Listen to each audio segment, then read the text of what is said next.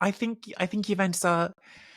I think the first step is almost that Juventus need to acknowledge the extent of the problem, because it's, on the one hand, it's a luxury problem, because I think the Juventus in their current state still should be expecting to finish in the Champions League spaces every season. They would have done every season if it wasn't for the fact that last year they had the points penalty, right? They still would have finished third last season, which is not what you're aiming for, but the financial side of it, what that means, that should be a bare minimum, obviously.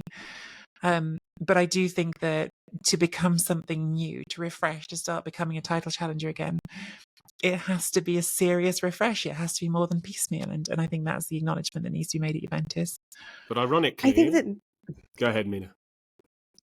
I was going to say, I just think that Juventus have to figure out who they are. And I don't think that's clear at the moment. And by that, I mean, there are two ways of being a football club. You can be a club that builds a philosophy and ensures that philosophy is indoctrinated into your squad from an early age, and you have a pattern of play, you have an established style of going for, you're the likes of Barcelona, for example, or Brighton, or whatever it is, or Arsenal now, or you're a team that is a pragmatic team, which is a little bit of what Chelsea are. They can chop and change, they can bring in whoever the players they like, but the whole point is to just extract the potential of players.